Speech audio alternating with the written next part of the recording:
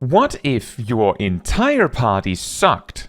A somewhat common conversation when talking about optimizing your performance in Final Fantasy XIV is the idea that since you are playing with other players, it would be inconsiderate to not at least try as well as you can. Another common perspective is to consider that if everyone in the party played as well as you, would you succeed? Would the performance be adequate? That leads us to this video. Indeed, what if your entire party sucked? What if you are legitimately not a very good player, and you happen to end up in a group with equally skilled players, and not only that, you do so in a relatively high-level duty? We decided to test how badly you can play and still somehow overcome a duty in an attempt to answer this question. What will in fact happen? This is also what you're seeing in the background here. Obviously, 4 actually good players cannot emulate playing badly in a very believable way. In fact, anything we do to deliberately play badly may look more like we're mocking players that actually find these things challenging, which is not the intention here. For that reason, we instead work with the rule that we should try to do the mechanics to the best of our ability, perhaps be a little extra safe just because that seems reasonable, but each player is also forced to use an extremely limited amount of actions. While we're still in the early parts of the dungeon, let me go over them.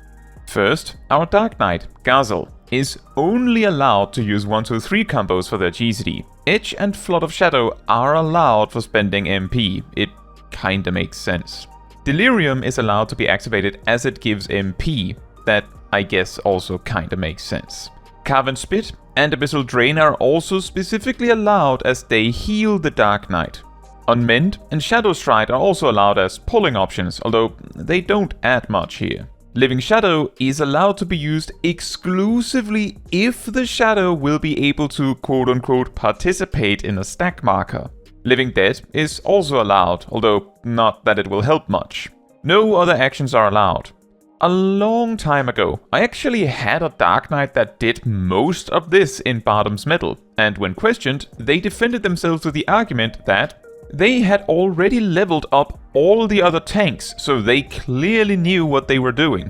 They also refused to use defensive cooldowns at all because the healer, me, was attacking anyway, so I clearly didn't need the help. The 1-2-3 combos healing the Dark Knight is what makes it make sense at all for the Dark Knight to not use any other GCDs. Oh, and of course, they are also allowed to use Grit. Next, the Black Mage, Nox, is a fully fledged Ice Mage. Fire magic is completely off the table. All other options are allowed, not that they will help much. Optimally, the Ice Mage at this level can spam B4 or freeze as Umbral Soul locks the timer. They can use ley lines and use Xenoglossy if they like. If Thunder becomes available somehow, that is also an option. This is effectively as optimal as an Ice Mage can be. After that, we have the Dragoon, Zaf. You know how some players will save their damage cooldown so when things really get heated? Well, this Dragoon is saving all of their cooldowns so when it is really needed. Incidentally, when it is really needed is not happening in this dungeon, so Zaf will exclusively be spamming their 1-2-3-4-5 combos and 1-2-3 AoE combos. Remember that our Dark Knight only has Abyssal Drain and Flood of Shadow for AoE. And finally, the White Mage, which is me. You may have already guessed what my rules are by now. Attacking is not allowed. Only healing spells with a base MP cost are allowed. All oGCDs are banned, with the sole exception that Swiftcast is allowed for using Rays. This also means options like Lucid Dreaming and Lilies are banned, so the MP I have is what we have to work with. Essentially, I was trying to imitate the ultimate Curebot, and yes, if you're wondering, it was also painful for me. A little extra detail is that whenever Gazel used Living Dead, I would deliberately heal extra to prevent it from activating correctly. Now, for the first bit of the dungeon, while we were figuring out how limited we were, we did some single pulls, which were so easy that I hardly had reason to cast any Cure spells at all. The main way Cure 1 becomes relevant at all is that if you rely on spamming healing spells like this, then spamming Cure 2 with a group as slow as this will actually run you out of MP, so you need to fish for free cures, and use them well. It takes us just about 7 minutes to reach the first boss. The first boss itself takes somewhere around 4.5 minutes to clear. One thing that I notice here is how incredibly easy the mechanics are when you don't need to worry about a rotation, don't need to really care about maximizing your damage on the boss, and can just look at the mechanic and nothing else, and then respond after it is over. Because of how infrequent the damage spikes were, I also had no need to worry about my MP bar and could safely resolve whatever damage came at us with ease. We had sort of decided beforehand that the best way to deal with the circling blade mechanic was to run to safety from it long in advance, but Gazel decided to try and do it the fancy way every time anyway, but due to some latency issues, it just didn't really work. Now, on the first AoE pull after the first boss, we have an interesting demonstration of what can happen when every part of the team isn't really doing their part. The tank isn't using defensives really, and not really bringing it on the damage either. Both DPS are also sandbagging hard, and the healer isn't attacking at all. In a normal party, by the time you even get close to what you see at the start of this battle, everyone would have needed to have spent all of their cooldowns completely, which could happen, I guess. For the healer in particular, this leads to them having to spam heal eventually, and once they run out of MP, the tank is on their own, and if they can't bring it home at that point, it is over. This kind of stuff is also why a dungeon can feel so much harder as a tank or a healer if the DPS isn't up to the task.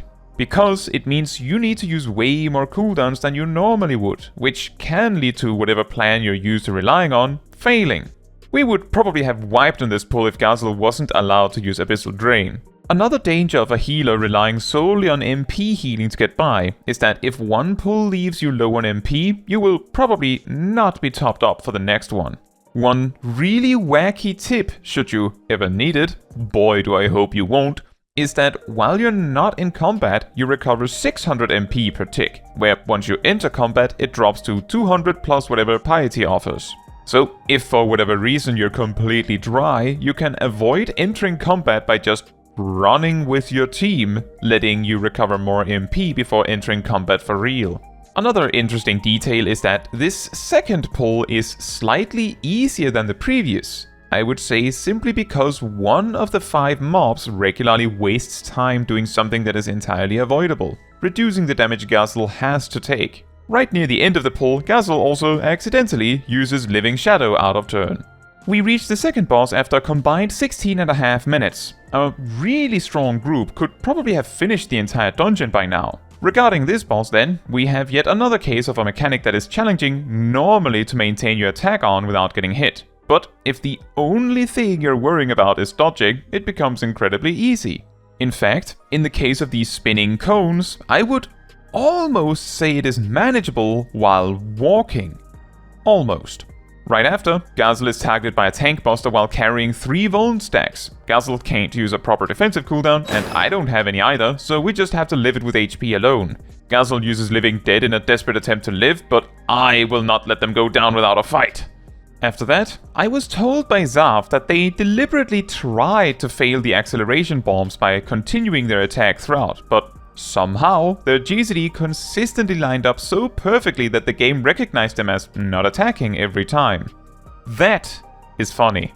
Remember, the way Acceleration Bomb works is that when the dice hits 0, if you're doing anything at all, it punishes you.